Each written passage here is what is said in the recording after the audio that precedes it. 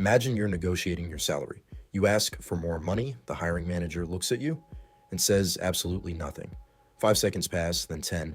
The silence becomes unbearable. So you start talking. I'm flexible. I'd also consider it doesn't have to be that much. Without realizing it, you just negotiated against yourself. They didn't argue, they didn't persuade you, they didn't say a single word. That's the power of strategic silence. If you don't understand what's happening in those silent moments, you'll keep giving away leverage, revealing information, and talking yourself into worse outcomes without ever realizing why. The strange part, silence doesn't control people. Their need to escape it does. If someone gives you a vague answer, it's complicated. I've been really busy. I don't really remember. Most people immediately ask another question. Don't, just look at them. Maintain relaxed eye contact. Give a small nod, then wait. That's it. No follow up, no rescue, no awkward laugh, just silence. Watch what usually happens. They keep talking, not because you force them to, because silence creates pressure. The human brain hates unfinished social moments, so people naturally try to complete them. They explain, they justify, they add details nobody asked for. Sometimes they even contradict what they said 30 seconds earlier. The silence didn't expose them, their discomfort did. This technique has a name. It's called creating a social vacuum. The moment you stop filling every gap in a conversation, the other person often starts filling it for you. Experienced investigators, therapists, negotiators, even great interviewers understand this. The most valuable information usually comes after the answers someone planned to give, not before. This is why people accidentally confess things they never intended to reveal, not because someone asked a better question, but because nobody rescued them from the silence. Once you recognize this pattern, you'll start seeing it everywhere, but silence becomes even more powerful when something valuable is on the line. Imagine someone makes you an offer. We can do it for $5,000. Most people immediately respond. That's outside my budget. I was hoping for less. I can't afford that. Every sentence gives away information. Instead, repeat only the last few words. $5,000? Then stop. Nothing else. Now wait.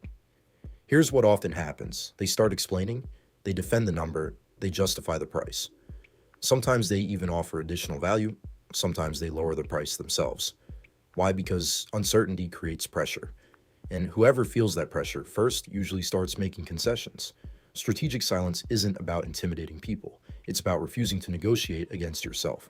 But negotiations aren't where silence becomes most powerful. It becomes far more interesting when it changes who you are. One of Nietzsche's recurring ideas was that strength begins with self-mastery. Silence reveals whether you've actually developed it. Think about how many times you've felt the urge to explain yourself, to defend your decision, to prove you weren't wrong, to make sure people understood your intentions. Most of those words weren't necessary, they were reactions.